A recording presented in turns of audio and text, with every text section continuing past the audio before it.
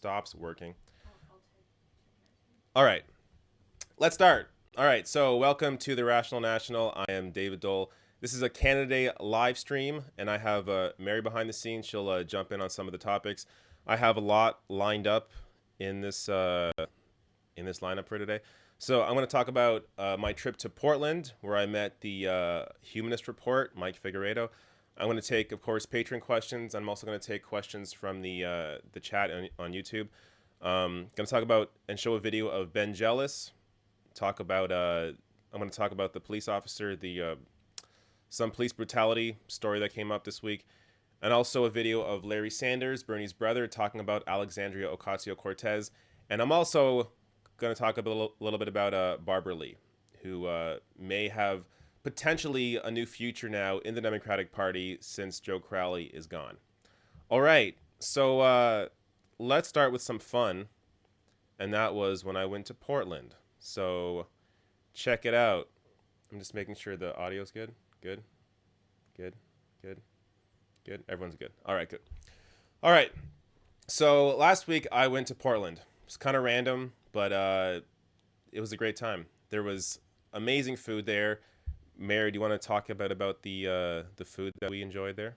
Oh, it was amazing. If you're a vegan or vegetarian, you have a whole city's worth of options. It's one of the rare places in America where there's a variety of different foods for vegans, so highly recommend it just for that. But the place is beautiful. It's stunning. The nature is gorgeous. It's always beautiful on the West Coast.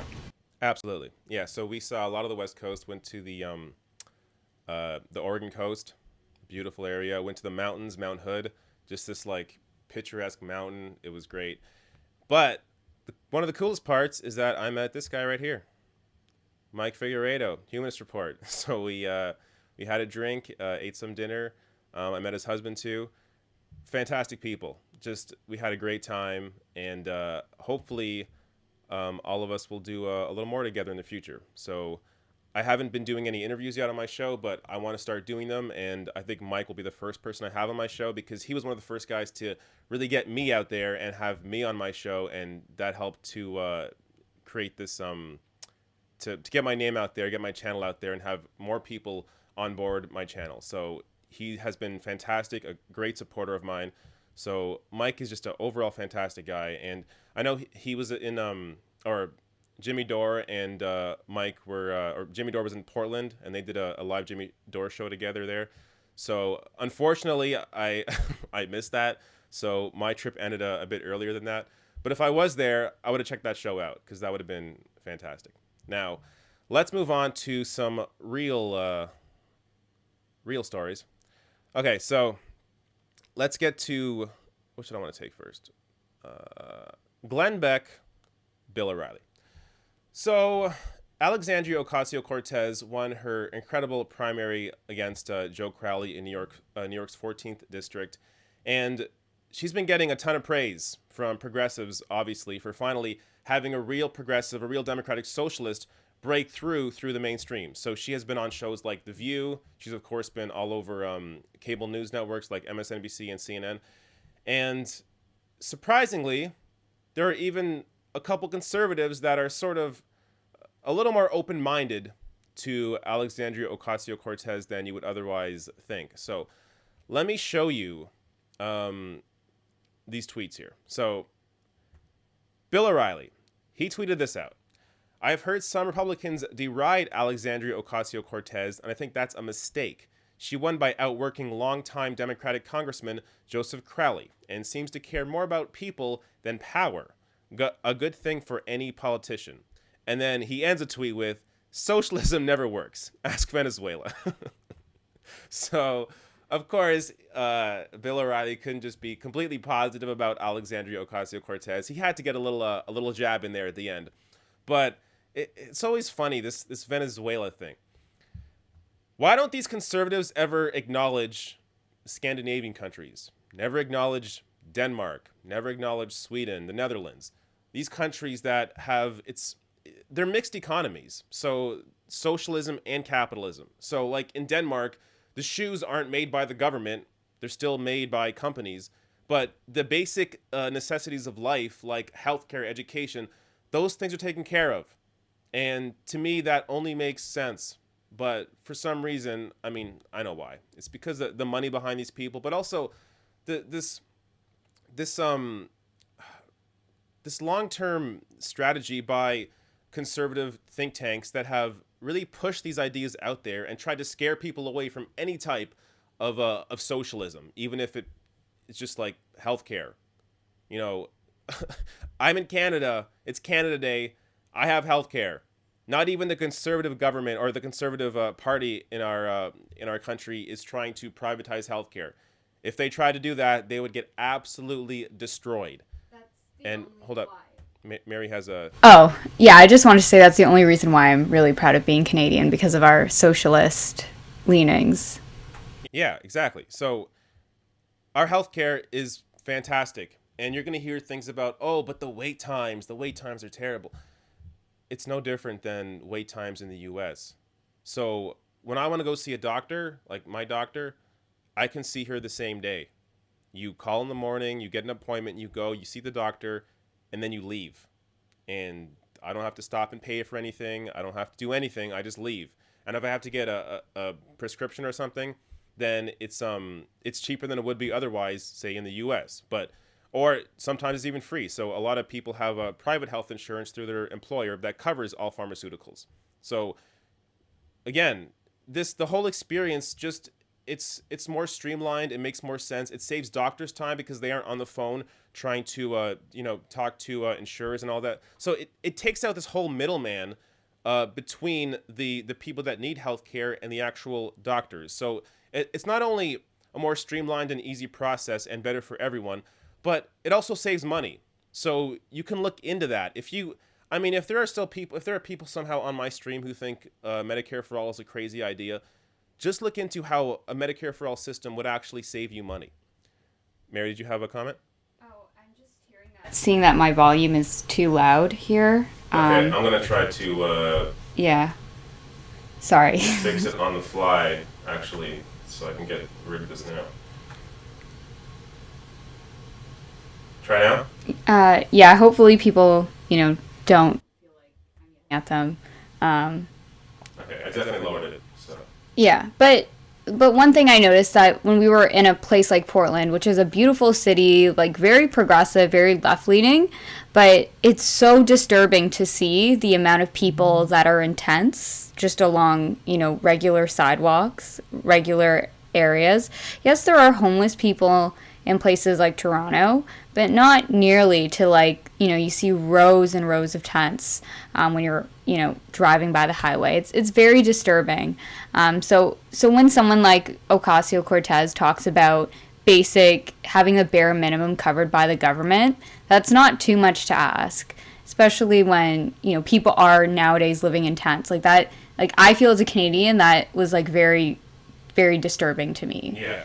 Yeah, so the whole tent city thing, a lot of these major cities, like Portland, like Seattle, like San Francisco, they have a lot of homeless people, and they have these tent cities. And look, there is definitely homelessness in a city like Toronto, but it's not anywhere near the degree. And I think, a large part of that is because we have free healthcare. I mean, just to have that basic necessity, not having to worry about, if you have a mental illness or have any sort of real health issue that can prevent you from getting the work you need, you don't have to worry about health insurance here. You go to the doctor, you get better, and you're able to then work. And it's, a society that provides you health care, it benefits everyone, because it not only means that you have a more healthy population, but that healthy population then transfers to when you are working. So people take less time off work because they are healthier in general. I mean, the whole thing just makes... how are we still having this debate? I mean, this debate is over. So Medicare for all, a universal healthcare system, is the only way forward. Do you have something to say? I just hear that there's an echo now, or they're saying that there's an echo. I'll fix it. I can't help with the echo part, so just whatever. Let's move on. So, oh wait, no. So I only showed you Bill O'Reilly's tweet. Let me get to Glenn Beck now. So Glenn Beck, he replied to Bill O'Reilly and tweeted out, "I totally agree with Bill O'Reilly. Ocasio 2018 seems genuine and honestly trying to do what she believes is right. I completely disagree with her solutions, but she is listening to her community. I would rather debate an open socialist than those who hide what they believe." So, again, this is kind of impressive to have a conservative out there. Kind of not supporting Ocasio-Cortez, but at least acknowledging that she is a genuine person. But a part of that tweet, let me just put it up again. So, I would rather debate an open socialist than those who hide what they believe. Does Glenn Beck really think that there are more socialists in the Democratic Party that aren't acknowledging it? Because if so, he's wrong. I mean, Bernie Sanders and Alexandria Ocasio-Cortez, I think, are the only two Democratic socialists that are actually in the Democratic Party. I don't think anyone else is hiding what they believe. Now, you could debate maybe Keith Ellison is leaning that way. Elizabeth Warren in some ways is, but the only people that have been out about it and have really been honest with what they believe and have shown it through not only what they're saying but also their votes is Bernie Sanders and at some point Ocasio-Cortez when she's in Congress. So I don't this idea. I mean, Fox News for years called Obama a socialist, called the Democratic Party socialist. None of these people have been anywhere near socialist. And even Bernie Sanders himself is not a socialist. He's a democratic socialist or a social democrat, however you want to view those terms. So, yeah, I like seeing when conservatives can acknowledge that, hey, even if I don't agree with somebody, I can recognize that this person is a genuine person. Now, let me take a patron question before I move on here. So, I posted online before that I was going to go live. Let me see what people are saying here. So, here we go. This is from Brian Autry. "Hey, David, do you ever think you might be interested in having a Patreon live chat with some of your patrons every so often? I'm actually involved in a monthly live chat for the Humanist Report, and I can tell you pretty much everyone in that group are also fans of yours and would likely be interested in something like that for you as well. No pressure, just something to talk about. Otherwise, keep being awesome." Yeah, so it was funny. One of the first things that Mike Figueredo said to me when we met was he wanted to tell me that his patrons were telling him to tell me that I should do a monthly patron live chat. So if the demand is that big, I guess I'll do one. The only thing is I'm so worried that not enough people are going to show up. So, I mean, it's a fun thing to do, but I could just as much do this and have it public for everyone. Which is what I'm considering. So I'm considering doing a monthly live chat for, just on YouTube in general. But I do want to do more for patrons. And if the demand is there, and it appears that there is some demand there, then sure, I'll do it. It'll be fun. So yeah, let me figure out a plan around that, and I'll definitely post more about that on the Patreon page. Okay. So you're watching the chat in case anything comes up. Yeah, it seems like it's been okay so far. Okay, so what do I have next? Let me just take a sip of this. So I was curious how this would look. Oh, look at that. So this Carlsberg can of beer is green, and you can tell the green screen is working on it. That's really interesting. Okay. Let's see what's up here. Ben Jealous. Okay, so Ben Jealous is another progressive who won his primary race this week. So he is running for governor of Maryland as a Democrat, and he was asked about on MSNBC. He was asked, is he far left or whatever? He had a great answer for this. So let me show you his answer and how he views approaching these sorts of political topics.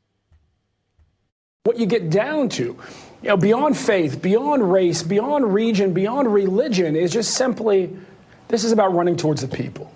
Dealing with the opiate crisis as a health crisis is a people issue. Ending the student debt crisis, giving our kids the same deal that the boomers were given, is a people issue. Ending mass incarceration in this country where we have 5% of the world's people, but 25% of the world's inmates, most incarcerated black people, incarcerated brown people, and the most incarcerated white people on the planet, that's a people issue. Finally, fully funding our schools is a people issue. Making sure everybody has health care and we keep the costs under control so it stops choking our small businesses, that's a people issue. And that's, quite frankly, why I won 22 out of 24 counties, including every rural county in this state. So there you go. The way Ben Jealous is approaching it is that these aren't left or right issues. These are people issues. So healthcare, criminal justice, these are people issues.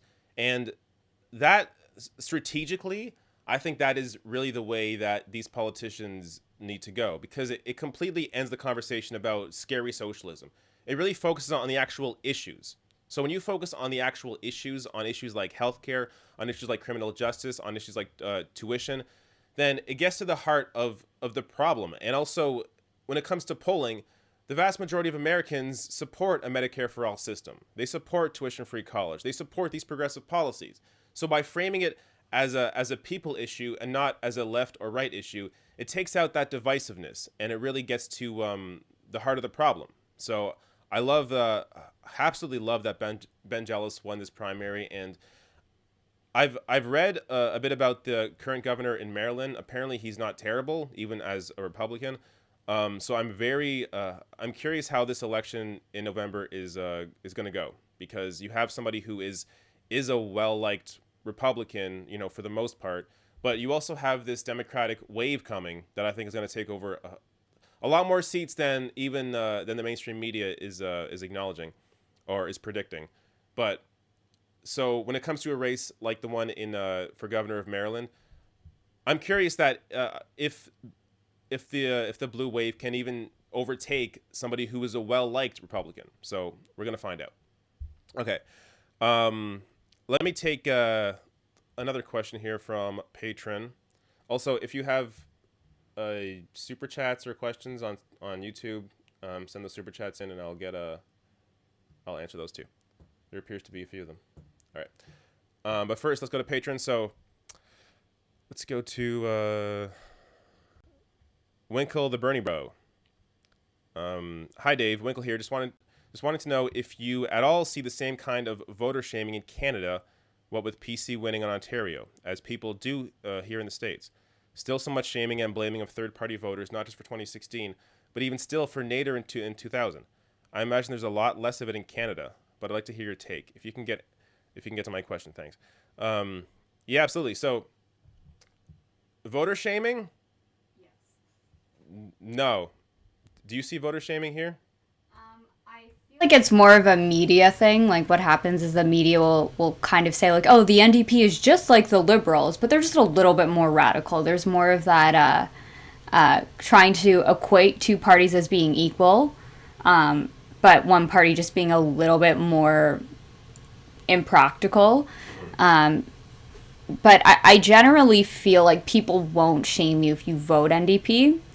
And I think it's just because NDP does have power, and the NDP has been able to, implement things like universal health care, and they've had, they've been the party of the opposition, and some of the most respected, the most famous Canadian is Tommy Douglas, who was the leader of the third party, the NDP, and Jack Layton is another famous Canadian. So I don't think people shame people. I think it's more so the media carries this narrative of there are two different types of parties that are basically the same. It's generally. Yeah, I don't see voter shaming here. Maybe it's because we have a legitimate third party, and legitimate as in a party that has actually won races. So the Green Party in the U.S., have they won anything?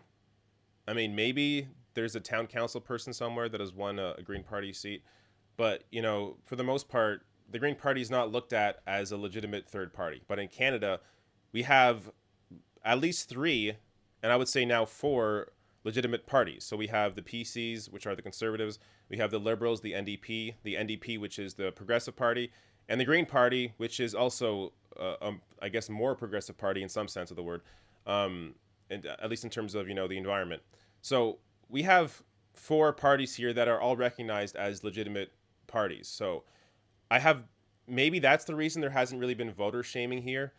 But yeah, even when Stephen Harper won in 2011, won his race, nobody was blaming the liberals or the liberal voters or the NDP voters for voting for their particular party. Even though if they had all voted for one party, they would have beaten Stephen Harper's party, conservative party.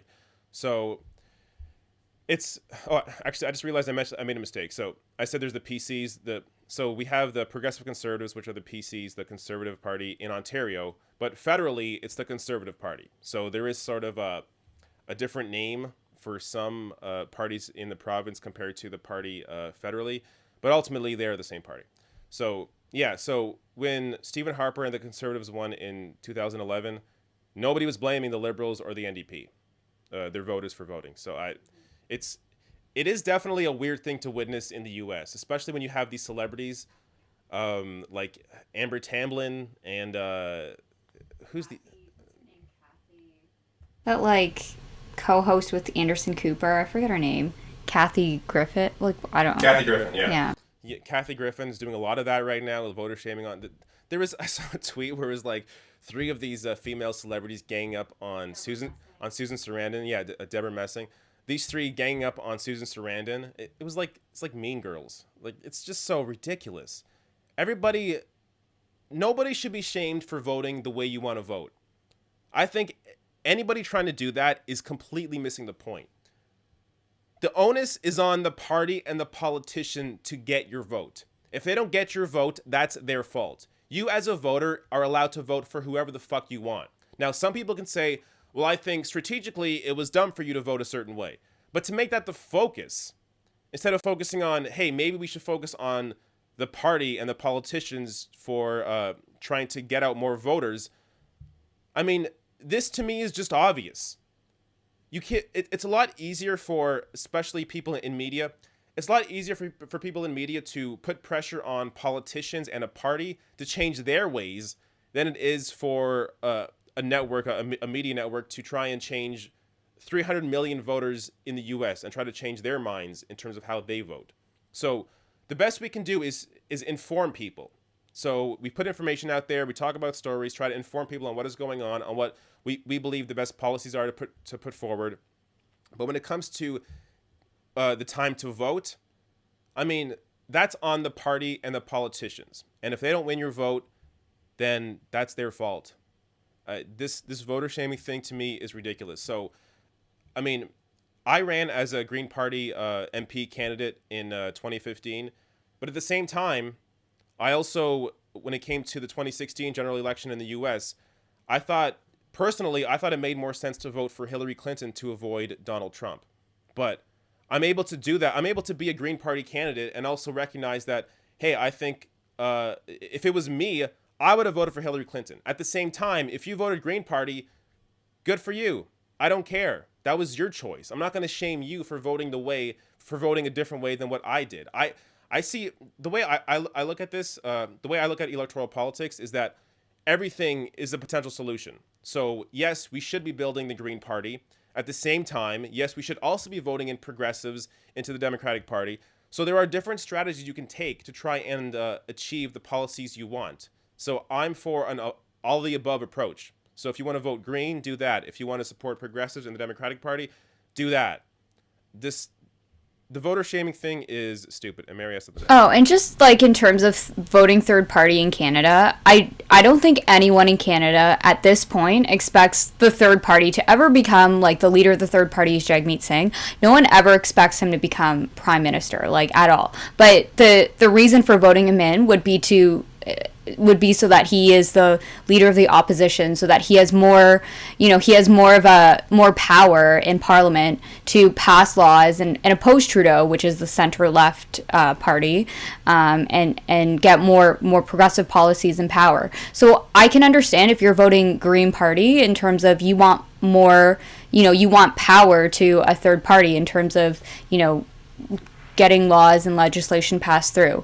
But I think the first step is to get someone elected, getting some power in terms of like Congress or Senate, or whether it's through, a progressive candidate that is endorsed by like DSA, like.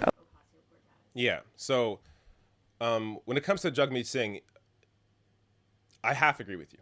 So I think, nobody expects him to be prime minister in the next election, just because, right now, the real race somehow is between the Conservative Party and the Liberal Party. So, but I think that might change. Andrew Scheer is the leader of the Conservative Party in Canada, and he is just so terrible. He's so fake. He's over the top. He opposes every little thing Trudeau does. And look, like Ted Cruz, like that's just the the type of politician he is. Similar in terms of the ooziness and grossness of him. So I just don't. I think when people see him more, so the way a lot of Americans don't quite understand how elections work in Canada, there isn't this constant 24/7 hearing from all these party leaders and all these MPs and what's happening. Nobody, or a lot of people in Canada, I would say the majority of people in Canada, don't focus on politics until there's an election happening. And there's 3 months, our elections last 3 months, and that's when people actually pay attention. So right now, the Conservative Party is gaining in polling, but that's, I think, because a lot of people are seeing Trudeau a lot and aren't liking what he's doing. So in their minds, they go to the natural opposition, which is the Conservative Party. But once we get to an election and start seeing a lot of these party leaders, start seeing more of Andrew Scheer and more of Jagmeet Singh, people are going to recognize how slimy Andrew Scheer is. And I don't think it's going to help their party whatsoever. But that's my prediction. I think Jagmeet Singh, while I don't think he will be able to form a government in the next election, I think he will build the NDP's momentum into potentially winning in the next election. So there's a lot of chess happening right now, but it's all about making those steps to get into a position where you can potentially form government in the future. All right, let me before I go on to whatever the next story is, let me take a super chat question. A lot of donations here from Platypie. Looks like what it says. Much love, Australia. Allowed to wish you happy Canada Day. Yes, you are. Oh, just a bunch of love. Thank you. Thank you for that love. Platypie. I think I'm saying your name correctly. I don't know. Next question here. So, Marcus XC94, will you cover MD governor race like you covered Ontario race?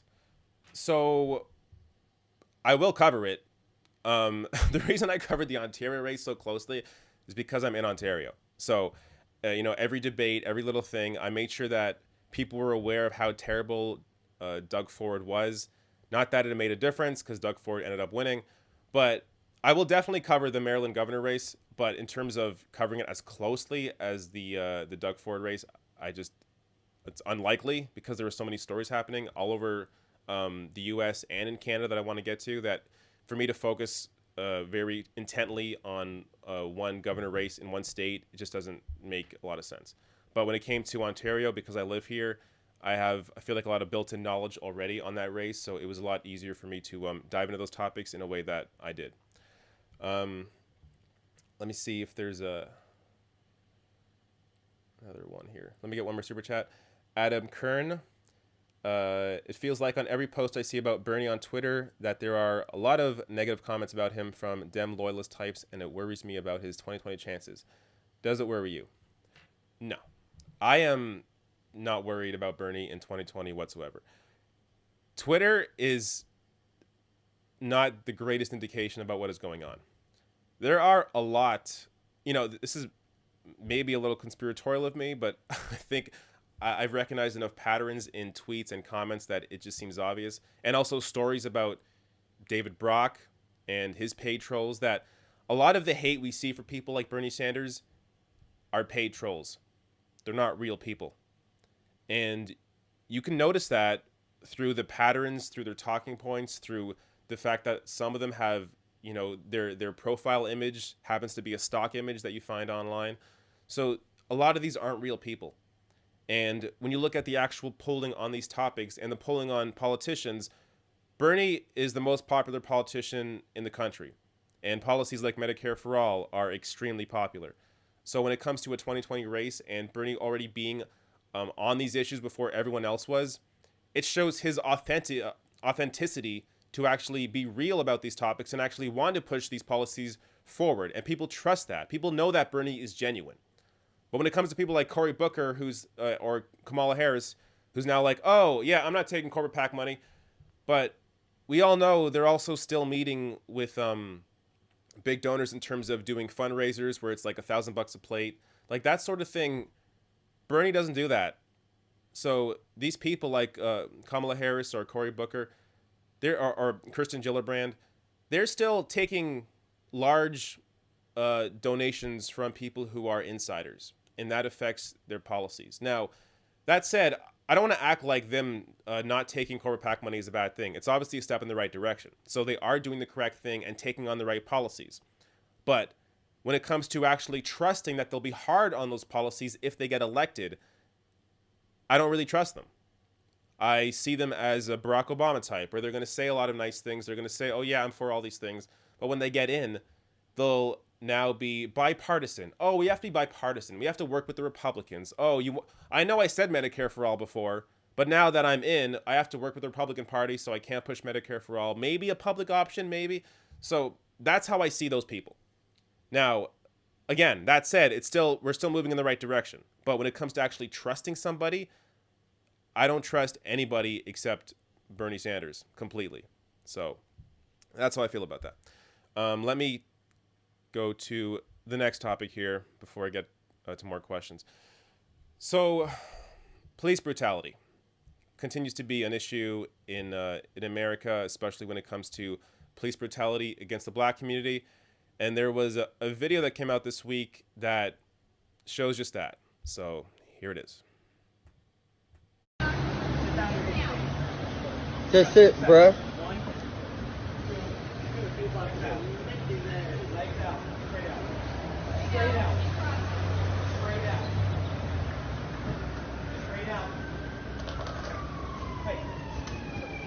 Straight out again, please. Straight out. Straight out. Put your legs straight out and cross them out. Oh, come on, bruh. No, it's not listening. You're really gonna tase him? He was sitting down, though, bruh. On your stomach. On your stomach. On your stomach. On your stomach. Arms out like an airplane. I live here. Okay. I don't think we have to watch the whole thing. So the whole clip is about 2 minutes, but you get the point. This guy was sitting on the curb. He was listening to directions. He was told to put his legs straight. Or one officer in the background was telling him to put his legs straight. And then another one was saying to cross his legs. So he's trying to follow these directions that really aren't all that clear. And he's doing it. He's clearly not a threat to anybody. He's sitting on the curb calmly. And while crossing his legs, he then gets tased in the back. Now, it's weird when you see a video like this and you think, oh, well, at least he wasn't shot. Because that's how low the bar is. We now are just happy to expect to see officers not shoot and kill unarmed people, unarmed black people. So when they tase them, it's like a good thing because they weren't actually killed. But this is still police brutality. This is over the line. There was no reason at all to tase this guy. But he was tased. And so I want to be clear, this was a police officer in Lancaster, Pennsylvania. Apparently police came to the scene because this person here who was on the curb, he was accused of having a baseball bat and threatening people with it, but there was no baseball bat found. So I'm not actually sure if he did anything wrong at all. And look, that's even beside the point. Even, let's say this guy robbed a convenience store. He was still sitting on the curb, not hurting anybody, and he was tased in the back for no reason. You don't treat people like this. You treat them through, you have to address this through the system. So if somebody did something wrong, then you arrest them, bring them to forget the name of the fucking thing, a jail or whatever. But if they did nothing, I mean, if they did something wrong, you take them in, you arrest them, and then you deal with them. But to actually brutalize them on the street, to tase them in the back for no reason whatsoever is clearly over the line. Now, one of my big issues with this is that other officers don't come out and condemn this. Now, if I was, so I work in media. When I see people that are shitty in media, like Ben Shapiro or Dave Rubin, I talk about them. I try to expose them, especially if they're actually have a following, like those people. They actually have power. So you try to expose them and show people that these aren't honest actors. But when it comes to like these police officers, why aren't there police officers out there coming out and saying, no, he went over the line. You don't do this. That's how you actually fight back on this. If it's just civilians trying to fight back on police brutality, it's going to be hard to make real progress. It's going to be hard until you actually have other police officers on your side saying that, look, a guy like this is making my job harder. A guy like this is making me look bad, because now other people don't trust me because they see somebody like this tasing somebody or shooting an unarmed person. And now how can they trust me? Now, on the other side of that, you also have to recognize that these officers have a hard job. So especially, I mean, in the US, where anybody can have a gun, there is always that threat of, hey, I could be shot at any time. And when your job as an officer and you're always putting yourself on, you're on the front line, you're always potentially at risk of getting shot, getting injured, then you're going to be on edge than most people are in their typical job. But a video like this, where the guy's back is turned to him, he's sitting on the curb, he's following directions, he's calm. This officer was in no danger. There was no reason for him to be nervous about anything. Yet he still shot him in the back with a taser. All right. I think I did my piece on that. Let me take another question. Actually, let me go back to Patreon, see if there's another one here. I keep calling it Patreon. I guess Patreon. I don't know. What a weird name. Patreon. Okay. What do we got here? I'm going to refresh the page. I'm not sure if I have more comments.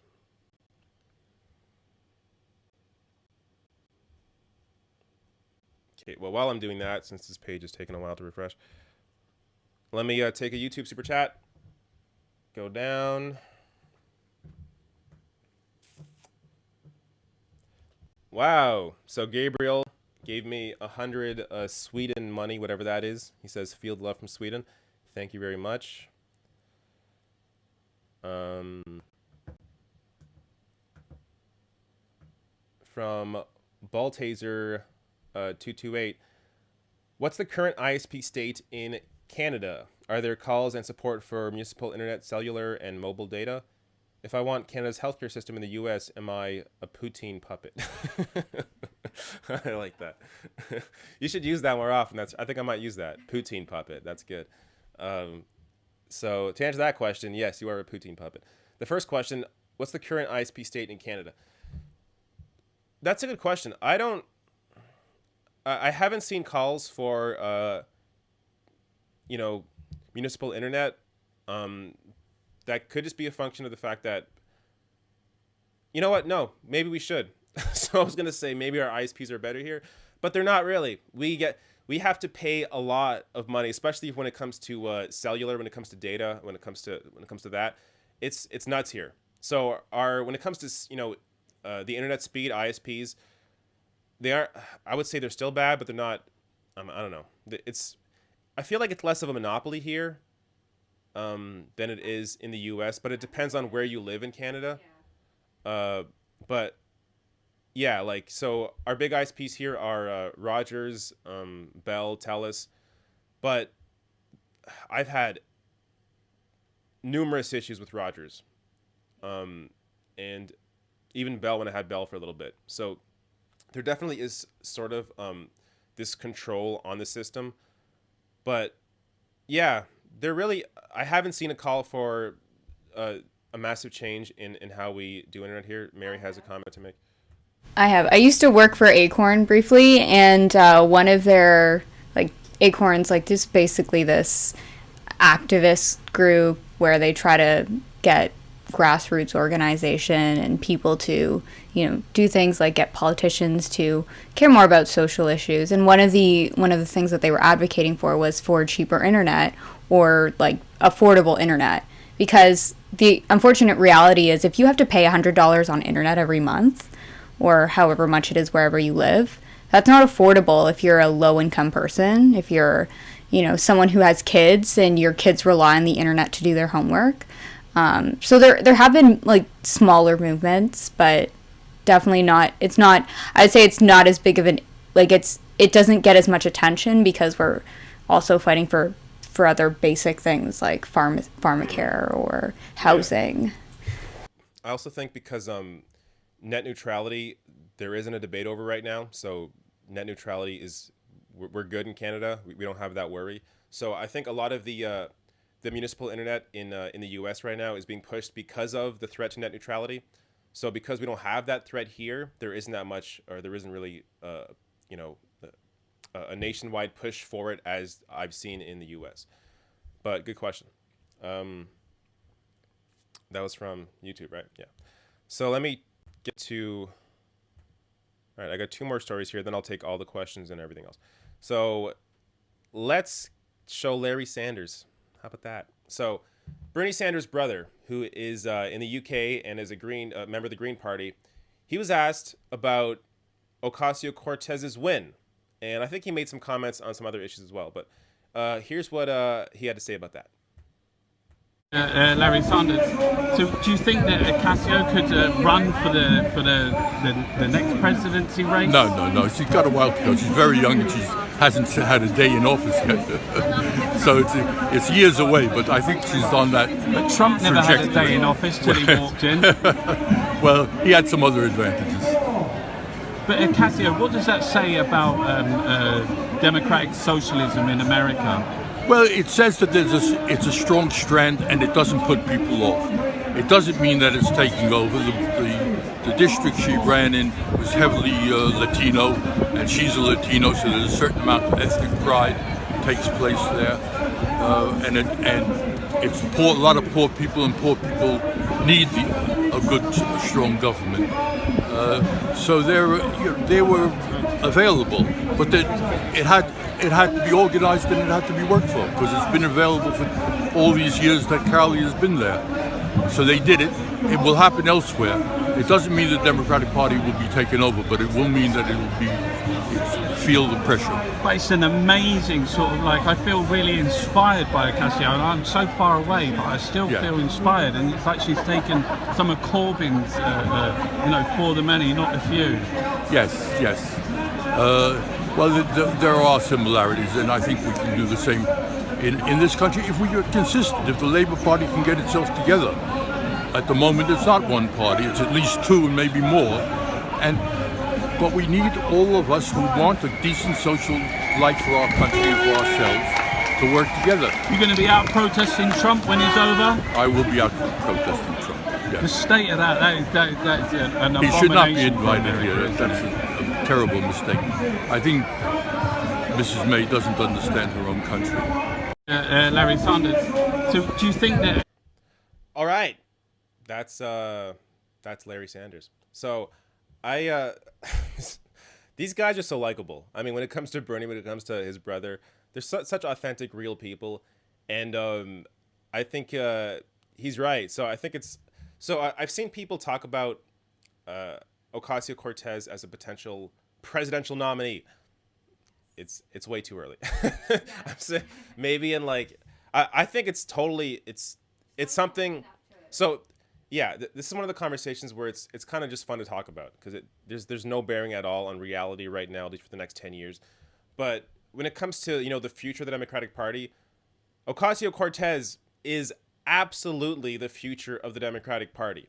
And by the time she is, 30, 40, or 35, 40 years old, there's going to be this huge movement that she will have led, that is behind her in the Democratic Party. And she's going to be a leader on that because she is so young getting into Congress now. And she is a shoo-in for, like, I don't know, in the next 20 years, let's say. So maybe in 20 years, absolutely, I can see her running for president. But yeah, this conversation, I mean, the whole thing is just kind of fun to talk about. It's just whatever. But it's good to talk about because it gives you hope for the party and it makes you recognize that, hey, you don't necessarily have to, completely ignore the Democratic Party and just vote green. There are ways that there are now people winning within the Democratic Party who have these ideas, who have these policies. And as I've said many times before, taking over the Democratic Party, in my opinion, is a much better strategic move and a more effective way to be successful in the near future. So long term, yes, work on a third party, try and build one up, but at the same time recognize that you can and are taking over the Democratic Party with people like Alexandria Ocasio-Cortez. Okay, let me get to more questions. So I was going to talk about Barbara. Oh, never mind. I have it ready. I thought I didn't have it ready. Okay, let me get some questions first. So there's a lot here. So Elijah Jones, did you hear about Rich Ojeda, a progressive veteran in West Virginia, 3rd District? It's a R plus 23 district, but he is ahead 6 points. Trump country is turning on him. Trump country is turning on him or turning him on? Turning on him. Yeah, so Rich Ojeda, he's I thought I covered him. I think I did. So he is this progressive who, let's say, okay, maybe not progressive. He's at least a liberal, but he voted. Yeah, I covered him. So he voted for Donald Trump in the general election. So in the primary, he voted for Bernie Sanders, and then he voted for Donald Trump in West Virginia. Now, hearing that, immediately I was like, how? Why? Why did you do that? Because even if you think Trump was recognizing a lot of the angst or anxiety in the U.S. and correctly pointing out a lot of the problems that people have in the U.S. In terms of wages or whatever, it's clear that Donald Trump was not an honest person. It's clear that he was not an honest actor, and not only that, it's also clear he's been a fucking racist forever. So, knowing that, it was hard for me to get over the fact that if you are a liberal, how did you buy into his bullshit? How did you buy into Donald Trump's bullshit and vote for him? But taking myself out of it and trying to put myself in the shoes of somebody in West Virginia, where you live in coal country and your friends and your family have been decimated by the movement away from coal, when you have somebody like Donald Trump speaking to that and being the only person running for president, acknowledging that and having a real, at least speaking about a plan for that, then I can understand you trying to I can understand you wanting to support somebody who is speaking to that issue. So it's hard. While it was hard for me to digest that at first, I get it. And Rich Ojeda now appears to be somebody who has a real potential to actually win in November, win his seat. So he hasn't gone as far on a lot of the issues that, say, Bernie Sanders is. So he doesn't support Medicare for all, but he does support, I think he said, affordable health care. He doesn't support tuition-free college, but he supports affordable tuition. So he has moved towards a progressive position on some of these issues, but isn't fully progressive. But at the same time, I believe he has spoken about money in politics being a major issue. So I think that is a massive plus for him. So again, Rich Ojeda may just be representing what his district is. So his district, who is very pro-Trump, West Virginia, that is very pro-Trump.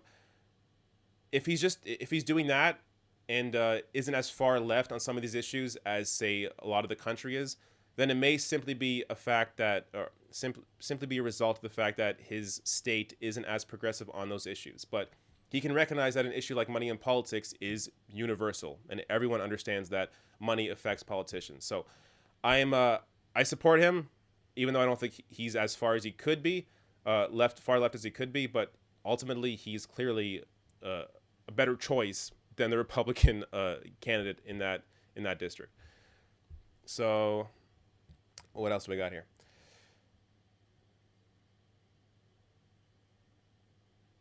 Let me get to Joshua Renshaw. Do you ever do interviews, debates? By the way, thank you everybody for your donations. So Joshua gave $10, Elijah gave $5, Baltaser gave $9.99. So all you guys, everyone that has supported me here and asked a question, thank you very much. Okay, Joshua Renshaw. Do you ever do interviews / debates / conversations on your channel to both co-opt the movement and increase your exposure and provide a platform to others? I'd like to see you collab with Jamal Thomas. I want to do more of that. So my plan, if you see my Patreon page, is when I hit 500 patrons, I'm going to start a weekly podcast. And my idea for that podcast was to do a lot of interviews on that podcast and also try and shoot what I could video-wise of those interviews. So that's my plan. So when I get to 500 patrons, I'll definitely do more interviews. I may, do some before then. But I do want to do more interviews, more conversations, because it's sometimes you get to a more, I don't know how to explain this, but conversations with other progressives can lead to very engaging conversations that people enjoy listening to. But at the same time, I also want to be able to focus on what I'm doing now in terms of covering the news, covering certain topics, covering elections and that sort of thing. So there is a way to balance both, and I just need to find the time and the way to do that. But I do want to do more interviews, and that is a good question. Let me get to the next question before I get to Barbara Lee here. So this is from Platypie, who gave me a bunch of donations already. Hey, here in Australia, our voting system combines elements of proportional representation and constituency systems. My question is, what is the Canadian system? We have first past the post, which is garbage. It's the same system that the US has, where essentially it can lead to a person winning an election even if they only had, or winning a majority in an election, even if they only had like 40% of the vote. And I believe that's what happened in the case of Doug Ford and the PC party. So because of this multi-party structure, what ended up happening is Doug Ford won a majority government for the Conservative Party in Ontario, but he only got 40% of the vote. Now, 40% is clearly not a majority of people, but the way the math works out in a first-past-the-post system, he was able to form a majority government simply based on that. And the same thing happened with Stephen Harper in 2011. So Stephen Harper in 2011 with the Conservative Party got 39% of the vote, yet formed a majority. Now, that doesn't make any sense. And I don't care if it's the Liberal Party, I don't care if it's the NDP. When you have 40% of the vote, you should not be able to form a majority government. That is just ridiculous. So Justin Trudeau, recognizing how stupid that was, in 2015, he ran on a platform that included a change to a proportional representation style system. So moving from first past the post to a system that actually represents the people in Canada. And then once he won, he recognized, oh, well, actually, I won the election. I won a majority government based on a first past the post system. Yeah, maybe we shouldn't change that. So that campaign promised that he literally said, this is the last election where we will have first past the post. And then he won and broke that promise. And that is really the main reason that I don't care what the hell happens in next year in the next election. I am not voting liberal, no matter what. And it's going to be mainly because of that clearly broken promise, because he won an election based on a broken electoral system. I think Mary has something to say. Yeah, no, I was just going to say, like, the NDP, I think, in my opinion, could have used that as an opportunity to really, like, critique the Liberals. Like, there was not much in the media about that. Like, there was, the media is more focused on, like, you know, like, Trudeau taking pictures with, like, puppies or his socks. Like, the media really didn't pay enough attention to that. And I think Jagmeet Singh, like, would be, you know, when the debates come up, like, that's a major point that he needs to focus on, because that's a clear, obvious point, and everyone can point to all the quotes. Yeah, absolutely. So, yeah, that is one area that Jagmeet Singh in the next election, which is next year, he has to hit that home. He has to talk about it. This is one of those things where it's hard to talk to the general population about, because a lot of people, I mean, if you talk about the electoral system, electoral reform, they glaze over and they tune out. But you have to be able to, you have to find a way to communicate it, to make people really care and understand that this system is broken and it needs to be changed because it is not representing people. So if you move to a system that is proportional representation, you begin to have parties like the Green Party begin to rise up, because then people on their ballots will go into their ballot, say it's a ranked choice system. They can say, okay, I want Green Party number 1, but if Green Party is not going to win here, well, then NDP is good number 2, and then Liberal number 3. So they can have a system where you're not going to have people, you're not going to have a party winning 40% of the vote and forming a majority government. So, I mean, there's a lot more details to go over. A large part of when I ran as Green Party MP was talking about was talking about electoral reform and how to change the system, because it's an issue that really needs more focus, especially in mainstream press coverage. But that was a great question. Thank you. Okay, before I get to the rest of the questions and all that stuff, let me finish the last story that I have set up here, which is Barbara Lee. And I really prepped nothing here except for this title. So this, I believe, was from the Washington Post, or it was New York Times. Barbara Lee, a stalwart of the left, considering bid for House Democratic leadership. Hell yeah. So Barbara Lee was the only member of Congress to vote against use of force after 9/11. In the wake of 9/11, I think it was 2 days after 9/11, she talked about her no vote in Congress, and she was the only person to vote no on that. History is on her side. She's against intervention. She's against war. Now, she may not be perfect on all the issues. She may not be out there, you know, in front of issues like Medicare for all or tuition-free college. But she has the ability to really bring both sides together in the House. And man, now that Joe Crowley is out and she has an opening here to potentially move in and eventually take over Nancy Pelosi's spot as House Leader, it would be incredible, because you actually have somebody who is able to bring these sides together and has a progressive voice and has a history of fighting on issues like fighting against use of force, fighting against war. Now, I know I've seen comments before, people telling me, oh, but she supported Hillary Clinton.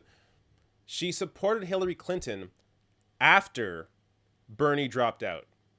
I think she was maybe one of like 2 or 3 members of Congress who completely abstained. Actually, she may even be the only one who completely abstained at all from endorsing anybody until it was actually clear who was going to be the Democratic nominee. So Barbara Lee, in her heart, I believe she is a real progressive, and she has shown it in her votes. She has shown it in what she's talked about. She has shown it in her endorsements. So she is somebody. And Ocasio-Cortez also, when asked about who do you think should run for House leadership, she said, I don't know. Is Barbara Lee running yet? When she runs, let me know. So Barbara Lee has the backing of Dem Socialist Ocasio-Cortez. So Barbara Lee would be an incredible House leader. I hope she runs. Okay, now let's have some fun. Let me put on my name key here because I didn't have that the whole time. Okay, let's get to. Holy shit! Almost knocked that over. Let's get to. I swear it's not the beer. It's just it's really hot in here. I'm like sweating my ass off. Okay, I'm sweating my ass off. Remember that guy? What did they spend on him? $40 million, the Democratic Party? Yeah. Jesus Christ. What a piece of shit that guy was. Okay. Let's get to some questions here. Where am I now? Balltaser228. Thank you for the donation, man. Beto O'Rourke is a perfect example of that. He doesn't take PAC money, but vast majority of his donations are from large individual donors. I was at one of his fundraisers, and so was Chucky the Shoe. So, yeah. Beto O'Rourke. Yeah. Beto O'Rourke, he's not Alexandria Ocasio-Cortez. At the same time, he's not Ted Cruz. Yeah. And he's running against Ted Cruz. Okay? So, look, I'm fully on board criticizing Democrats and candidates and making these people better. Absolutely. But there are some races, like if you're running against Ted Cruz, criticize Beto O'Rourke after he wins and make him better then. Right now, let's get fucking slime, sleazy bag, piece of shit Ted Cruz out. The guy's fucking terrible. I'm embarrassed that he's Canadian. He has to be the worst Canadian that's ever been born in the history of the universe. So Ted Cruz is terrible. Now, Beto O'Rourke, yeah, maybe he's not perfect, but man, he's so much closer to anybody else that, or at least, you know, in terms of that race, he's the only person right now in that race. Now there was somebody who he was running against in a primary, and I forget her name right now. I'm so bad. But she would have been a better choice to Beto O'Rourke, but that's gone now. And now I think Mary's looking it up. Why did I forget her name? She was great. I'm the worst person with names. I'll meet somebody and I'll forget your name like 2 seconds later. But it definitely seems like he's probably like definitely silenced by. I know she met up with Beto O'Rourke after the primary, and I don't think she was impressed. Yeah, yeah. But I'm gonna take your mic off. Yeah. I look again. Just Beto O'Rourke is better than Cruz. Fight him afterwards, after he wins. And I hope, my God, if Ted Cruz is still in there after this blue wave, it'll be embarrassing. Okay, let's get to the next question. Man, I'm loving all your support right now, guys and girls. This is fantastic. C Venom, who gave me $10, thank you. One of my favorite aspects of Ocasio-Cortez's win is the collective aneurysm the entire right has had over the past few days due to her win and due to her self-identifying as a democratic socialist. So before we get to that, Sima Hernandez. That was her name. Yes. Yeah, or Sima Hernandez. All right, cool. Yeah, so to get to this question here. Yeah, or this comment.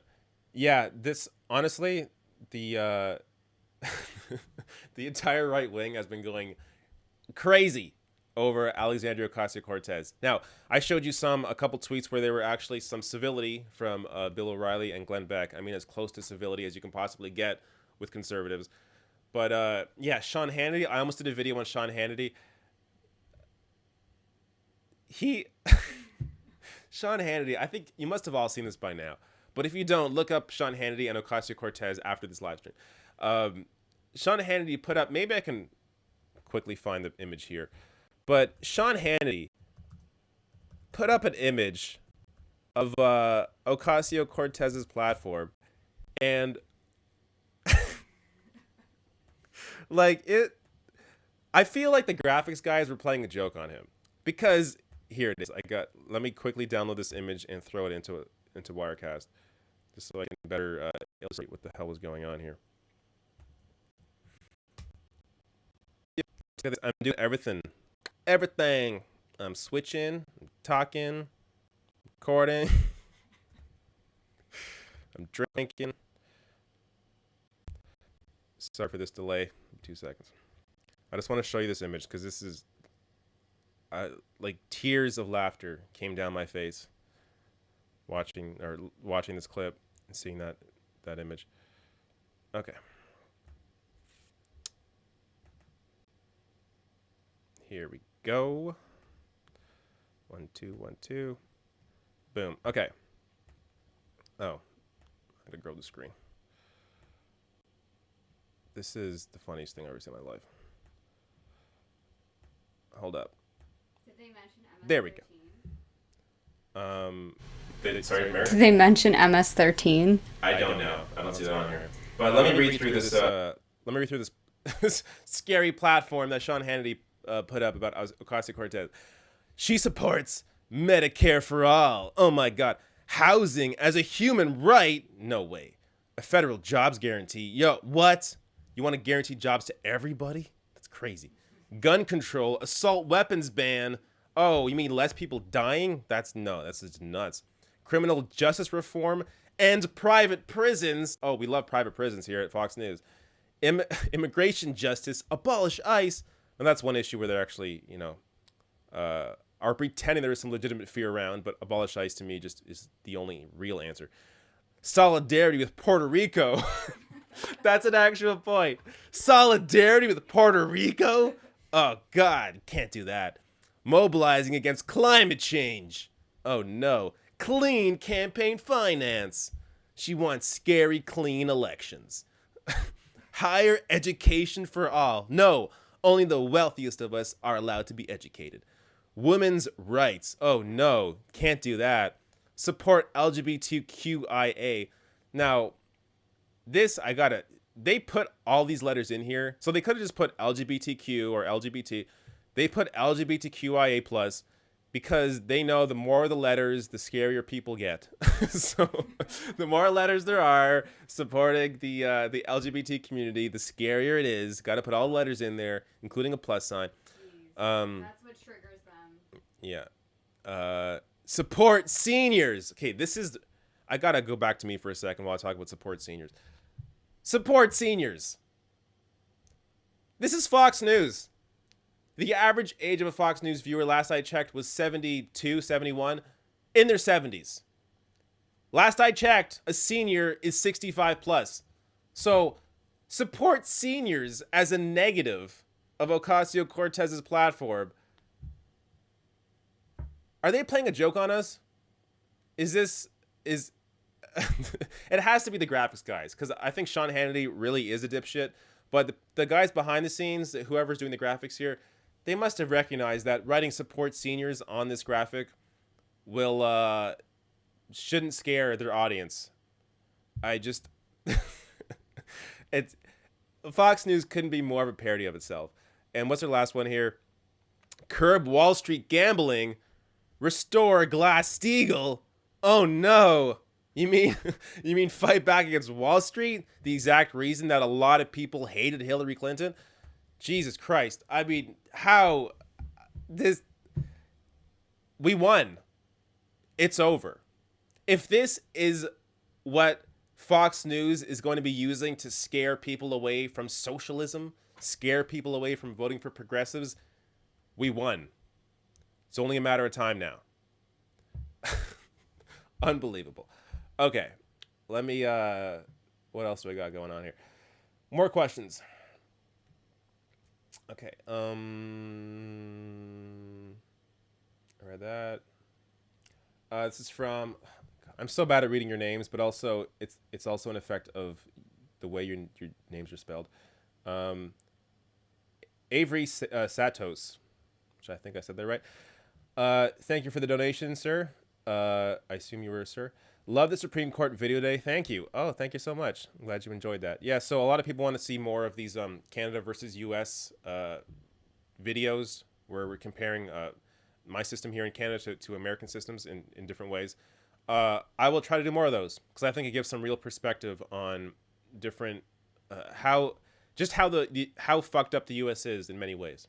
So by comparing our Supreme Court system to our Supreme Court justice appointing process to the one in the U.S., it really helps you recognize how nuts it is that the U.S. is based on a system where it's all luck of the draw. If you happen to be a conservative president while a bunch of your Supreme Court justices are super old or near retirement age, then you might get lucky and a few of them drop dead or retire, and now you get to have a new bench for the next 30 years that is all conservative. That's an insane system. Now, when it was designed, I don't think it was imagined that it was really going to be this partisan. And I mean, when it comes to Supreme Court judges in Canada, as I discussed in my video, if you haven't watched it, it's a process that really is truly bipartisan. So there is an independent council of 7 people who are a mix of scholars, lawyers, judges, all different backgrounds, that choose a short list of people for the prime minister to choose from. So they pick about 7 people, form a list, and then they give that list to the prime minister. And then once the prime minister chooses, it gets looked over by the governor general, and it gets all this approval. Like, it goes through this whole approval process. And you have to have qualifications, so you need a certain amount of time as a judge in different systems in Canada. And there has to be certain representation from different parts of the country. So because Quebec has a different civil law system than the rest of the country does, you need to have at least 2 or 3 judges from Quebec on the bench. So there's this whole process where, to become a Supreme Court justice in Canada, you really have to be actually qualified. And it isn't just simply a function of the prime minister choosing, who is the most left or who is the most right. No, he gets a list of people that other people choose from that are all a mix of all different backgrounds, all different political viewings, and they pick. And so, yeah, sure, maybe you end up with people who are maybe more moderate, but when it comes to the actual how the system works, I mean, when we almost never talk about in the Canadian mainstream press, the Supreme Court gets very little coverage. It's rarely discussed in detail unless you are on the political pages of these newspapers or of these websites. But it's because it's not as divisive here, because I believe of the appointing process. It's not as divisive as it is in the U.S. So it just requires less coverage because they aren't insane in what they're doing. They aren't overturning abortion rights, for example. So yeah, watch that video if you want more information on how the system works. Let me go to the next question. More are coming in. Ivan does gaming. I do gaming too, Ivan. Thank you for the donation. Should the Ontario NDP hold a new leadership race? Oh, the Ontario NDP. I'm going to say no. So to try and catch you all up really quickly on what happened in Ontario, the Party was in power. That we had a Liberal Premier, Kathleen Wynne, who had a majority government. She incredibly lost. I mean, how do I explain it? Lost by a lot. So Liberal Party went from a majority down to 7 seats, which is, they got decimated. And the PC's, Doug Ford's party, they won a majority. And the Liberals under Andrew Horwath, who was the leader of the NDP under Andrew Horwath, who was the leader of the NDP in Ontario, they came in second and became the opposition. So Andrew Horwath, this was her 3rd time running for Premier of Ontario. And some people out there are thinking, well, this is her 3rd time. She wasn't able to win. So maybe we need a new leadership race. I'm going to disagree for now. So I think because she was able to move into a position that was clearly a lot better than where they were, that I think it's smart to keep her for now. And yeah, so it's name recognition. I also just think, I don't think she's terrible. So there are ways that I think she could be a lot better. I think she could be a lot tougher. I think she could be more like, say, Corbyn, for example. A lot more, strict in her language. A lot more, pushing these ideas forward in a more forceful way than she has been. But that said, I think because of the name recognition, because she's now a high-profile name, way more than she was before, there is that potential now to move into a minority or majority government status in the next election. So I say let's see how her and the NDP do as the opposition against Doug Ford, and then later on, maybe a year before the next election, see if it makes sense to change.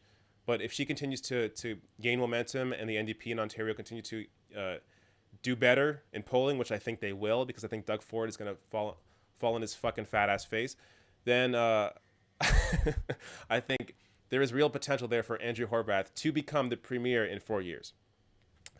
But good question, thank you. Platypi again. So you're gonna go from a system like the U.S. to a system like mine here in Australia. Yeah, I really like how I get to rank my parties. Thank you. Yeah, a ranked choice voting system. You need some sort of ranked choice voting. I think it just makes sense. It's the only way to really help support and grow smaller parties. Baltaser228 again. Thank you again for the donation. Check out Streamlabs. It has tools to not only keep track of donations, but also ways to alert you. OBS support, PayPal support to keep more of each contribution, sub alerts, and more customization. Thank you. You know what? I'm going to write that down. Streamlabs. Write it down? Thank you. Streamlabs. Okay. So I think I have two more here. Jesse Keegan, thank you for the donation. Good stuff. Good stuff you do. Here's a few bucks for being the same category as Kyle Kalinske with a secular talk. Oh, thank you. Bernie 2020, Tulsi VP. Hey, how about that? You know what? Let's talk about who should be VP for Bernie. Want to talk about that? Tulsi Gabbard. Good question, Mike. A lot of people say Ro Khanna or Tulsi Gabbard as a progressive. I think those would be excellent choices. Mm-hmm. Yeah, I know this is maybe not realistic, but I really think Nina Turner should be up there. And I know she's not in elected office right now. She is president of our revolution. She was a state senator for Ohio, just a state senator, not an actual senator. But I don't care. She is fantastic at speaking. She's great at getting the message out there. She has shown that she can lead a group like Our Revolution and lead to a number of wins across the country. I want her as VP. Now, whether Bernie would be on board with that, I don't know. But I think she'd be a great choice. Someone else I think would be a great choice is Barbara Lee, who's running for House leadership. I think she would also be a great choice. Elizabeth Warren, I think a lot of progressives are angry she didn't support Bernie. But when it comes to trying to unite the moderate vote, I think Elizabeth Warren has that moderate appeal, even though I think she really is progressive. Maybe. So here's how I feel about Elizabeth Warren. I think she truly wants these progressive policies, but she's playing the wrong strategic game. So because she saw Hillary Clinton clearly as the winner, as the winner in 2016, she held back. She, like everybody else, was in that bubble of mainstream media thinking, oh, Bernie has no chance, so I can't hitch my wagon to him. So I'm going to stand back for a bit and then support Hillary right near the end of the primary. And that's what she did. I think it was the wrong strategic move. I think if she supported Bernie before the primaries even started, I think Bernie would have won. I think it would have been a huge boost for him simply because Elizabeth Warren has a lot of that built-in mainstream attention from places like The View, from places like MSNBC, that Bernie Sanders didn't necessarily have. And even unfortunately, him being an old white man affects things. And I wish it wasn't that way, but people have a problem focusing on just the policies or who the person is in their history. They get caught up in identity. And we can use that as an advantage. We can play to that. So someone like Ocasio-Cortez, look, if Ocasio-Cortez was a 50-year-old white man, I don't think she'd be getting the coverage that she has been getting. And yes, he or hypothetical he would still be getting coverage on places like MSNBC for taking down somebody big like Joe Crowley, but they wouldn't be on The View, and they wouldn't be waking up these new people to democratic socialism, people that were considered like Hillary Clinton moderate Democrats, people like that, like voters like that. So these suburban white women voters. So someone like Ocasio-Cortez has the ability to reach those people that somebody like an old white man just can't do. But yeah, I think whoever Bernie picks as VP needs to be someone progressive, obviously, but I think also needs to be somebody who is different in terms of their identity. So that's what I think. More questions. I think I got one more here from Platy Pie again. I find myself in Canada. I'll buy you guys a beer. Oh, thank you so much. You've been a very great supporter in these super chats. Lots of donations from you. But all of you have been fantastic. Really, support has been great. Let me check the YouTube chat. So there's a delay of about I think 30 seconds. So me reading this YouTube chat, you are not seeing what I'm seeing right now at the moment. But actually, Mary, have you seen any questions or anything pop up? No, I think you're good. Do you have any patron? I'll check your patron one more time. Yeah, I think there's some patron questions.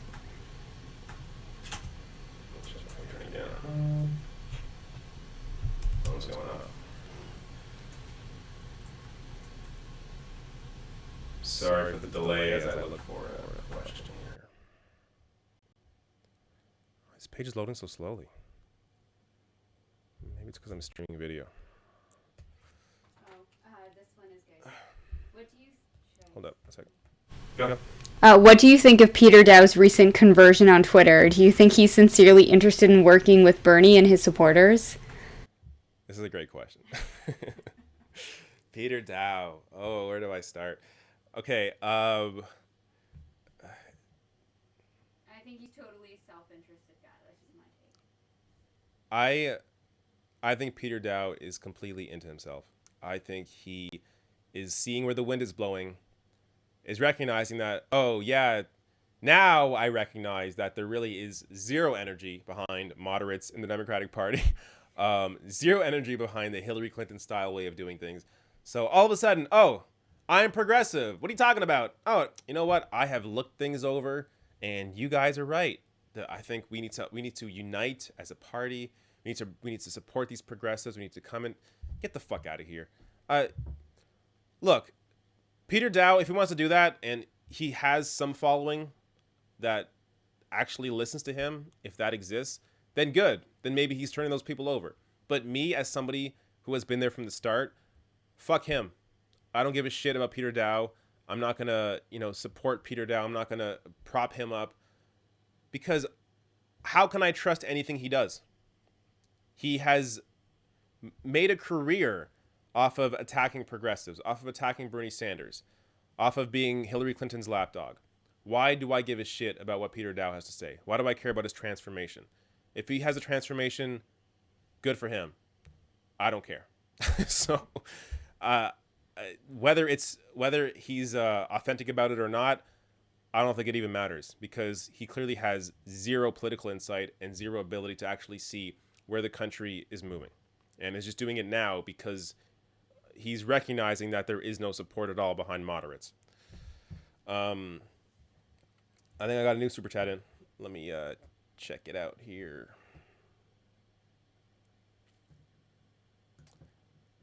A couple. So Robert Eriksson gave me some more Swedish money. Giving some Swedish kroner from the cold north. Thank you so much. I would like to go to Sweden sometime.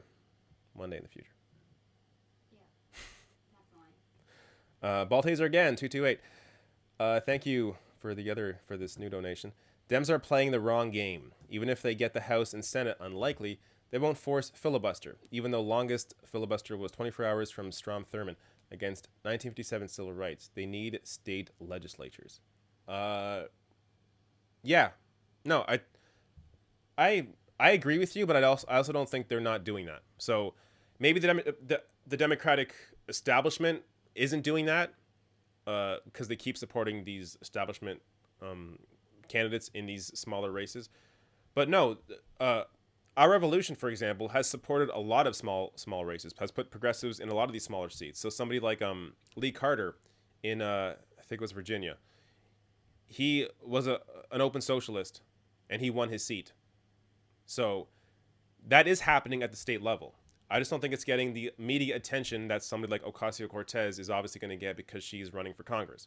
But yeah, our revolution, I think, is doing maybe the best job of that right now in terms of supporting these smaller, supporting people in these smaller races, including races like, oh God, what's his name? The Attorney General in, I did like 3 stories on him. I can't do names. But Bernie Sanders did a town hall with him. I don't know. You guys know what I'm talking about. The guy who's pushing justice reform in, I don't know, was it Chicago? No, it's not Chicago. I don't know. You know what? Somebody in the comment section will know it. It's escaped me right now. The whole thing's escaped me. But yeah, our revolution is doing that. Now, the Democratic Party, the establishment, is clearly not going to do that. All right. Oh my God, there's more. Okay. Christopher Davis. There's an article on a website called Jacobin.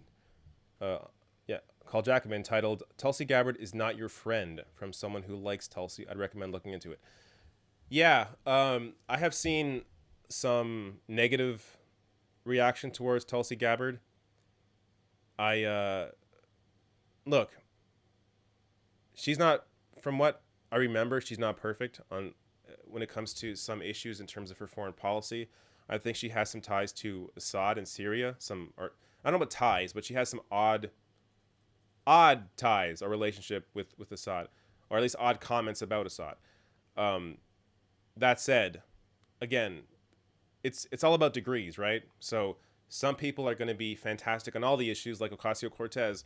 Some people are not going to be as great, but are a lot closer in the correct direction than the majority of Congress is. So it's about supporting these people where they are correct and also pushing them where they are wrong. Last one here, unless more comes in. Baltaser again, 228. Thanks again for the contribution. GOP controls 32 of 50 state legislatures. If they get 33, they can introduce constitutional amendments. If they get 38, they can make constitutional amendments without Democrats at all. I'm not sure what that's in relation to. I thought it was 34 you needed. Is it 33?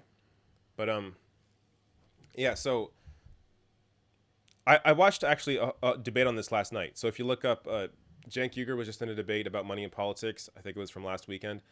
And he was debating people from Common Cause that are against a constitutional amendment for money in politics, but they still are pushing to get money out of politics in other ways.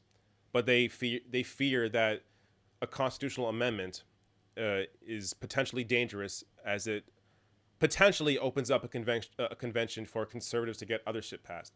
But the way it was explained from Cenk and the other guy that was on his side, he was a lawyer, they appeared to completely debunk all of that. So in terms of what you're talking about, I'm not sure what issue I think they're pushing balanced budgets is what conservatives are pushing in state legislatures for an amendment, but they don't have the states for that yet. And the way the rules are written, you need all the states on board on the single issue. So it's not about a general, it's not about getting a general, what's the word I'm looking for? A general, I don't know, a general constitutional amendment. You need an actual issue. So you need all the states on board on money and politics to push that issue. So it's hard to explain here because a lot was digested through like an hour-long debate on the debate that I'm talking about. But if you look that up, you'll learn more about it. But yeah, I mean, that's ultimately what it comes down to is, yes, we need Democrats in control of more state legislatures. But I think that is beginning to happen with some groups like Our Revolution, as I talked about. Okay. I really want to get the name of that guy that I forgot everything about him.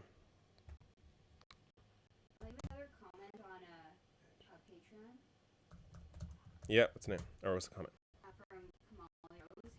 I'm a huge supporter of Alexandria Ocasio-Cortez. I've recently heard her and Anis Kasparian from TYT attempting to explain democratic socialism to the MSM, but thus far what they've been describing is actual social democracy, not democratic socialism. The key difference is that social democracy is a political system that leaves capitalism intact as an economic system, whereas democratic socialism is a political and economic system and explicitly calls for replacement of the capitalist system with worker-owned means of production. Social democracy leaves authoritarian capitalist institutions in place, whereas Dem socialism demands democracy in the workplace. I strongly recommend that you watch some lectures by Professor Richard Wolff if you need any further clarity. He does the weekly economic update on Patreon you should subscribe to. Can you please correct the record on the topic of social democracy versus democratic socialism for your audience? So I think you just did. But here's what I feel about this. People get too caught up in labels. Now, whether you like it or not, democratic socialism is now being sold as social democracy. So don't get so caught up on using the correct terms, because ultimately these terms mean different things to different people. So some people hear socialism and they just think communism. Now, that shows you that really it's not about the term itself, it's about how we present those terms. So, yes, I understand that the proper term is social democracy, but I mean, Bernie Sanders essentially started this change where now democratic socialism is being viewed as social democracy. So, I wouldn't get too hung up on it. Ultimately, it's about the actual policies that we're pushing forward. So when someone like Ocasio-Cortez goes on TV and talks about how she says, "I believe democratic socialism is when we live in a modern, wealthy society in America, we should be guaranteeing the basic necessities of life, like healthcare, like education, I don't know, what else did she say? Like, I don't know, roads, bridges, housing, infrastructure." So when someone like that goes on television and talks about it that way, the label melts away. It does, the actual label, who cares? Because now we understand that Ocasio-Cortez is about these policy issues. It's not just about the word. So while the commenter is, the Patreon comment is 100% correct about the differences, I don't think we need to get too caught up on what different labels mean. Ultimately, it's the policies behind that and how we discuss these issues that really matter. Was there any more Patreon questions? Yeah, I think you're good. Let me check. I think YouTube is done. Right. All right. Let me. Oh, did you do the GOP controls 32 to 50 states? Yeah. Okay. Oh yeah, Richard Wolff too. Yeah. If you don't know Richard Wolff, look up Richard Wolff. He's fantastic. I retweeted a series of videos from him recently where he breaks down. He breaks down how a more socialist society would work in terms of having the employers having control of the means of production and reaping the benefits from that, and the benefits not going all to the people that own the company. So yeah, it's Richard Wolff, I think, is one of the better people online really discussing how a more socialist society would actually function. All right, should I end this now or what people want to do? There are more questions. What time is it? It's been like, almost 2 hours. I think we're good. That's good. Man. All right. It bothers me when I forget names. You can post it in the YouTube. No, I can't post it on YouTube. I want to find it. That's your mic. I want to find it so badly. Because I forgot his name. It's okay. I think you can. No. I even forget what city he won in. I think I have Alzheimer's, guys. It's like, Alzheimer's runs in my family, and I'm like really afraid that it's slowly taking over my brain. And I'm really good, like I can grasp concepts and ideas, but when it comes to, for some reason, names, I'm really bad at names. And I'll forget, if I meet somebody, I'll forget the name in the next 5 minutes. I'll just completely forget. And I don't know why that happens, but it happens. Someone just gave me another super chat. Voter shaming is deplorables 2.0 from A64. Yeah, very similar. It's name calling for no real purpose. It doesn't solve anything. Yeah, voter shaming. Does voter shaming work? Does shaming work? I mean, shame in some cases I could see potentially. One sec. I could see shaming in some cases potentially working in some ways, voter shaming. I can't imagine people who are Green Party voters being shamed, feeling bad about their vote now, and voting differently next time.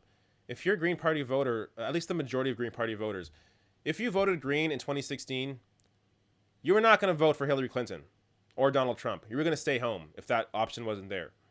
So the idea that Green Party voters, and weren't you saying, Mary, that if you compare the Green Party voters to Libertarian voters? Yeah, if everyone that voted for Gary Johnson voted for Donald Trump, and everyone voted for, that voted Green Party voted for Hillary Clinton, Trump would have won not only the, electoral college, he would have won the popular vote. So it's just it's not a valid point, and people just need to stop making that, assumption that Green Party or Jill Stein voters, caused Trump to win. It's just it's just stupid. Like, just get over it. Like, our real fights are now to end like the corporate fascism that exists in government right now. Like, stop focusing on the past. Like, let's mobilize together and, like, really focus on getting progressives elected in office. Like, that's what we should be focused on, not, what happened 2 years ago. Yeah, 100%.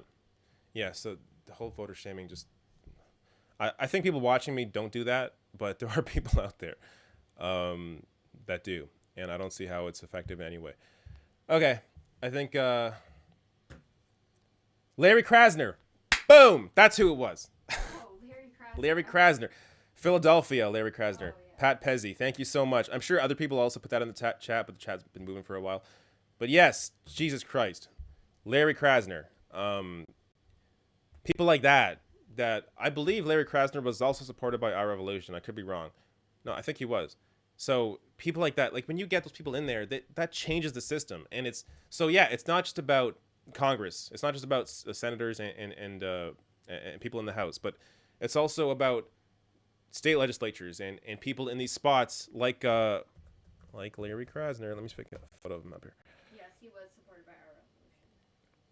He was. So yeah, he's the DA. I kept saying AG. Yeah, he's the DA. So Larry Krasner is the DA of Philadelphia. He won an incredible race, a very important race, and he is changing things now. He's changing how the criminal justice system works in Philly. He's changing how cops react to issues, react to people. So there's less of a focus now on drugs and more of a focus on actual crime. And that's because of a simple race in Philly for DA. So these smaller races really matter.